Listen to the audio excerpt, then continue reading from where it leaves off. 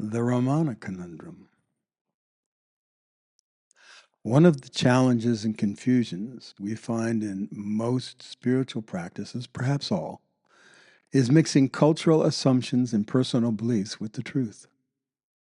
Some practices are solely belief systems and not relevant to a discussion of becoming conscious of the truth. Yet, even those that are founded on pursuing some sort of direct consciousness or enlightenment inevitably contain overlooked cultural influences polluting the communication. If not at first, certainly over time, when the practice is passed down to those attempting to realize what's offered rather than having realized it, as did whoever founded the practice. When Ramana Maharshi took on teaching, even if reluctantly, he had had a deep, direct consciousness of the nature of self. His work was insightful and tended to cut through bull and fantasy. But eventually, even he fell back onto cultural relations, to food and diet, and other beliefs that relate only to his culture. His well meaning explanations can also be easily misunderstood as stages necessary for enlightenment. Neither of these are true or necessary. But even with one of the best of us, it happened. When we think of Zen, we often think of neatness and well-swept walkways or raked stone gardens. We might picture a zafu in robes, perhaps some beads as part of Zen paraphernalia. Do any of these have anything to do with Zen or the truth? Of course not. They are primarily Japanese cultural aesthetic values and traditions, and these got mixed in with their way of structuring Zen as a practice. No robes or dress that was current only in years past has anything to do with the pursuit of the truth, nor do any of the other trappings that are associated with the practice. Dancing with bells, shaving your head, adopting a particular diet, usually originating from another culture, changing your name to one from a different language, thinking it makes you more spiritual, wearing special clothes, developing a specific posture, and so on. None of these things has anything to do with the truth or becoming more conscious. There are many trappings that get mixed into spiritual practices that have nothing to do with an honest pursuit of the truth. In some cases, they may have a nice effect on the mind or help one focus. But this isn't the truth or an intent to get to the truth. It's managing your experience. In many cases, they are just ridiculous and unnecessary affectations that have nothing to do with the truth or its pursuit. When we add cultural assumptions to our pursuit, it blurs and distorts our view and intent. Imagine adding the common American idiom, lifting yourself up by your bootstraps, to a practice. The sentiment has come to mean be responsible for your own success. But if such an adage were to pollute a spiritual practice, then people would buy boots and try to lift themselves into enlightenment. Think it will work? Of course not. You can't actually lift yourself from your bootstraps. But people may try for a long time and will fail thinking this is what they need to do and are just unable. Can you see the parallel here?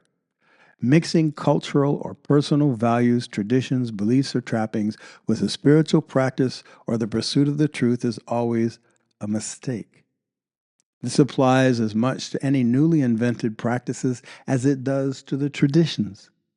Believing in hierarchies, intellectual arguments, psychological additions, freshly minted models and theories, declarations and conclusions are all just as faulty and misleading. They are independent pursuits that may or may not have any value, but they are not a pursuit of what's true. They are a pursuit of what's thought or claimed to be true, and that is a vastly different pursuit. In some cases, perhaps most, they are just encouraging spinning mental wheels with more beliefs and ideas. Pursuing imagined outcomes, which in the end are just claims, conclusions, and theories, is a mistake because it doesn't embrace the open ended possibilities necessary to pursue whatever is true, no matter how it fits in with any belief system. Diet, fantasy, beliefs, assumptions, imagination, culture, traditions, rituals, costumes, cosmology, drugs, ad nauseum do not and cannot lead to enlightenment or to discovering the truth. They may or may not get in the way, but they are not a commitment to discover what's true. Instead, they are something to believe in or do with the mistaken idea that they are going to produce an awakening within you. They will not. They are at best unnecessary jewelry and trappings that just distract from the real work of consciousness. At worst, they are traps dooming a practitioner to a fruitless ritual of pursuit, thinking it will produce results it cannot, and so wasting your time and giving false hope. Getting past the pitfalls of any practice and focusing on the real intent, which is to directly and personally grasp the truth for yourself, leaves you with a task but not an answer to your search. So you will remain ignorant of the truth until you aren't, no matter how learned or sophisticated you become within any practice. Enlightenment or absolute consciousness can only be done directly. Indirect methods won't cut it, although some may assist you in keeping your attention on the effort until you make a breakthrough. This is not to say the opinions or conclusions of an individual are more valid than believing in blind traditions, or that the self is the best arbiter of the effort to discover what's true. You may well benefit from the honest assistance or facilitation of some practice or person because they can help you step outside of your insular world, point out things overlooked, or expose you to possibilities you would not come up with on your own. Yet in the end, it is always your responsibility to become conscious of whatever is true, no matter what anyone, including yourself, says. Some innocuous trappings or rituals that have been attached to a practice may not get in the way of pursuing the truth and might even help the practitioner's mind to focus or ground their efforts. The point is, none of these attachments are true, and it's best to understand them for what they are and see them, at best, as tools to be used and tossed, and as ultimately unnecessary.